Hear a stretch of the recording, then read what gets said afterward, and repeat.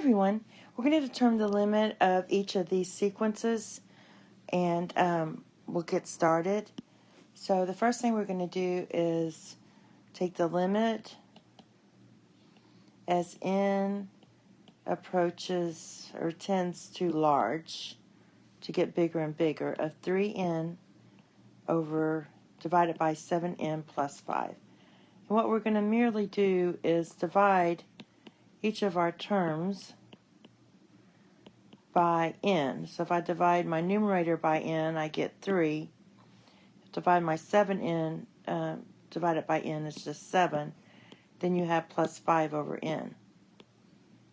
So then you take the limit of each piece. So you have the limit as n approaches positive infinity of 3 over the limit as n approaches a big number of 7 plus the limit as n approaches positive infinity of 5 over n.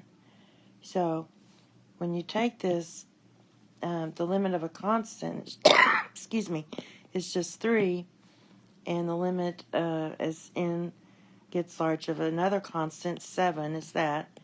And then when you have something like this, when this number gets huge, when this number gets big, this goes to 0, so that's 0.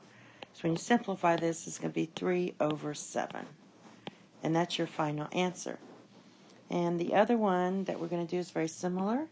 So we take the limit as n approaches positive infinity, or gets larger and larger, of 9 minus 5n squared over 7 plus 3n squared.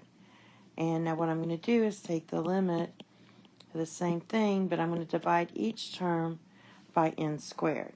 So I'm going to get 9 over n squared minus 5n squared over n squared, which is just 5, over 7 divided by n squared plus 3n squared divided by n squared is just 3.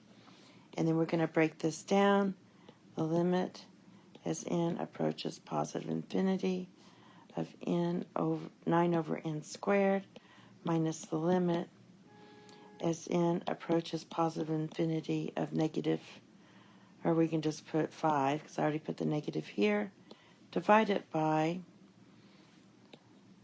the limit as n tends to large, n over n squared, plus the limit of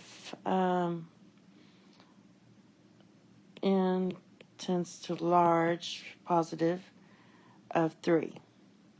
So what happens is when you take the limit and you put a big number in here, this is going to get closer and closer to 0, because 9 over a big number is 0, minus, and the limit as n approaches positive infinity of 5 is just a constant, and so that just equals 5.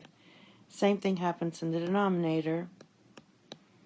So our answer is going to be negative 5 over 3. And that's all. Thank you. Have a nice day. Bye-bye.